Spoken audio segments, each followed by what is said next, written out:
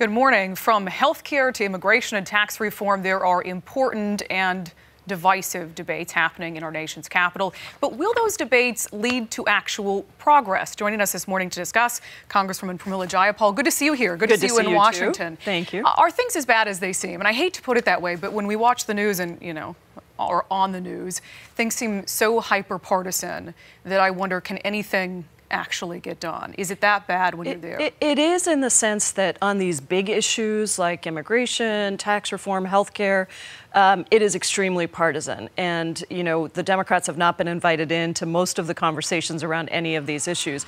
That said, I think, for many of us, we are trying to find these openings. We know that there are issues where both sides agree. DACA is one, immigration reform in general is one, and I help lead a caucus of 6 new members on the Democratic side and 6 new members on the Republican side with Roger Marshall from Kansas. We just wrote a bipartisan op-ed about the need for immigration reform and how we need to move forward, and the fact that the rhetoric that's out there right now is not helpful to us actually getting things done and solving problems for the people of the United States. You say Democrats aren't being invited into those conversations. Are Democrats being realistic in the fact that they're not going to get everything they want? Are you guys being open to negotiations, or are you putting your foot down and that's why they're not inviting you in? I think it's a bit of a vicious cycle, but no, we're not being invited in at all. So it isn't about what's the compromise. I mean, one way to think about it is on healthcare. They wanted to cut 23 million people off of healthcare. We didn't want to cut anybody off. Do you compromise at 13? No. There's certain principles that we're going to stick to.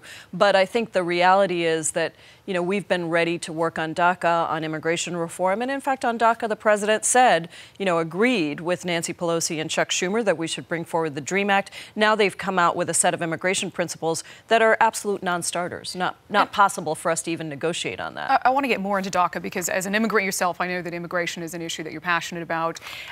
This is really in the hands of you guys to get something done. There is a deadline here. The clock is ticking on DACA. Considering that we haven't seen an ability to really get anything of substance done in Washington, D.C., do you really actually have faith that you guys are going to be able to come together on a solution for these so-called dreamers by the time that deadline hits? Well, I'll tell you one thing. What I hear from my Republican colleagues is they want to get this done. This is a problem for them. 80% of the American public believes that there should be a solution for dreamers and that it should not be dependent on border security or increased enforcement.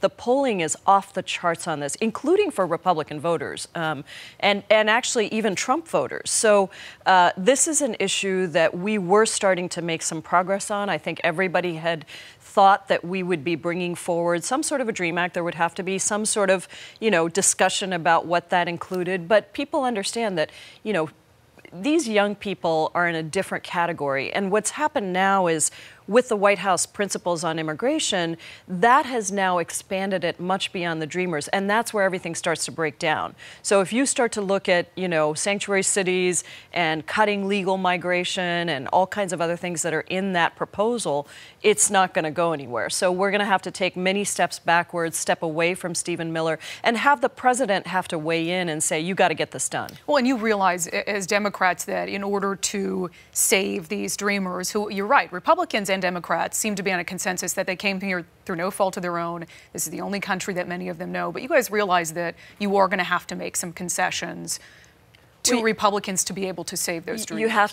You have to get 218 votes in the House. So we don't have enough votes as Democrats on our own. There are 30 Republicans on Carlos Curbello's bill, which is, we call it DREAM Act Light, but it's an indication that, there are Republicans ready to sign on. I've talked to a number of Republicans who have said, we are this close to signing on to the DREAM Act, which has every single Democrat on it already and is the only bipartisan bicameral bill currently around the dreamers. Yeah, well, you guys are figuring that out. I just can't imagine what it's like to be one of those dreamers sitting, waiting, wondering what their future looks like. It's really tough. I want to move on to another immigration issue that has been debated here at home. Our Attorney General's office just sued the company that runs our immigration detention center in Tacoma. There's been issues there for a long time.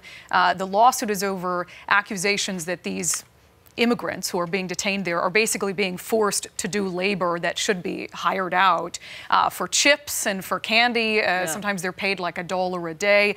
You introduced a bill with your counterpart, Congressman Adam Smith, to unprivatize these immigration facilities across the country to make sure that they're not privately operated? Why?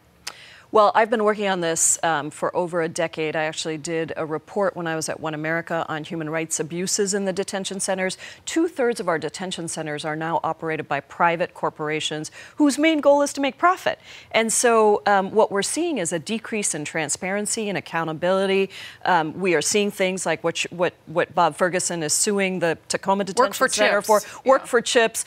It's absurd. You know, the detention system was never set up to be a long-term incarceration system. It is a civil detention center. It's where we hold people, for example, who are seeking asylum, refugee status. So our bill says stop having these be private for-profit detention centers. Phase it out over 3 years. And we are out of time, but we want you to back to talk about healthcare for sure. And I will say that, you know, America's watching. We send you there to get stuff done. And I hope you guys can get past some of this partisanship because you have very important work to get done down there. Congresswoman, we appreciate your time this morning. Thank you, Brandy.